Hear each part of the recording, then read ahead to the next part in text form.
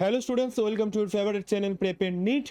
आई hope आप लोगों का नीट का प्रिपरेशन धूमधाम से चालू है। चलो, एक लेंस वाला प्रॉब्लम से आज हाजिर हूँ। देख लेते हैं प्रॉब्लम पे क्या बोला गया है। The magnification of an object placed in front of a convex lens of focal length 20 centimetre is +2। आप लोगों को शायद मालूम है, कॉन्वेक्स लेंस है तो फोकल लेंथ आपको पॉजिटिव लेना है, और कॉन्केव लेंस है तो फोकल लेंथ आपको नेगेटिव के साथ जाना है। और क्या बोला गया है बेटा, to obtain a magnification of -2 the object has to be moved a distance equal to. मतलब मैग्निफिकेशन अभी के लिए +2 है, लेकिन आपको मैग्निफिकेशन -2 चाहिए, तो ऑब्जेक्ट को कितना डिस्टेंस आपको मूवमेंट करके लेके जाना है। चलो देख लेते हैं।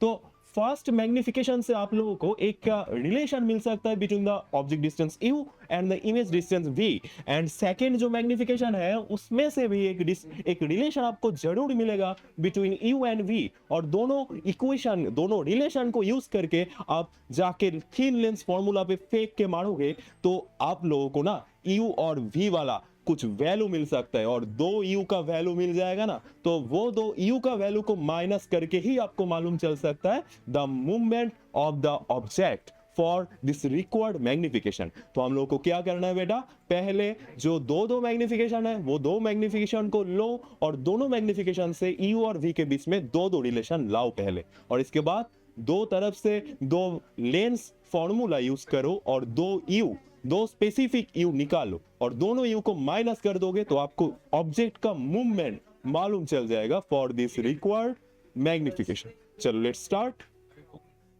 इन the first case the magnification is m equals to, देख लो बेटा +2 है ना, मतलब क्या है, लेंस के लिए मैग्निफिकेशन होता है बेटा v by u equals to +2। तो एक ही मतलब हो सकता है ना, v इक्वल्स टू 2u बन गया। अभी आ जाओ बेटा थिन लेंस फॉर्मूला में, that means 1/v minus 1/u equals to 1/f। अभी वो आपको u चाहिए ना बेटा, तो v को रिप्लेस करो। आप लोगों को दो u चाहिए ना, इसीलिए तो जो ऑब्जेक्ट मूवमेंट है इसके लिए थिन लेंस फॉर्मूला चाहिए, और थिन लेंस फॉर्मूला के लिए मैग्निफिकेशन से एक रिलेशन चाहिए हमको। तो एक्चुअली मुझे v को रिप्लेस कर देना है। तो चलो v को रिप्लेस कर देते u से, v इक्वल्स टू 2u डाल दो, minus 1/u equals to 1/f। तो 2u मिल गया, और 1 माइनस 2 इक्वल्स टू 1/f।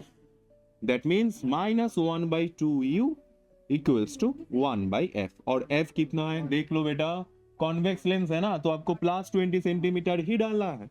तो अभी 2u इक्वल्स टू -20, तो u इक्वल्स टू -10 सेंटीमीटर आपको मिल गया। मतलब जो ऑब्जेक्ट है ना वो अभी लेंस के सामने ही है, in front of the lens, और कितना डिस्टेंस पे है, 10 centimetre from the optical centre. अभी मुझे फिर से देखना है सेकंड केस पे जो मैग्निफिकेशन बोला गया है, वो मैग्निफिकेशन से मुझे वो नया u वाला डिस्टेंस कितना मिलता है। तो चलो देख लेते हैं फ्रॉम द नेक्स्ट केस। जो नया मैग्निफिकेशन मिला है हमको वो m इक्वल्स टू -2, मतलब अभी भी v बाई यू कर लेंगे हम तो -2 ही मिलेगा। That means v equals to आपको डालना है -2u। अभी आ जाओ बेटा थिन लेंस फॉर्मूला में फिर से, 1/v minus 1/u equals to 1/f। अभी v को फिर से आपको रिप्लेस करना है, क्योंकि आपको जो u1 मिला ऐसे ही आपको u2 भी चाहिए ना बेटा। तो अभी v के जगह 1/-2u डाल दो, और -u इक्वल्स टू 1/f।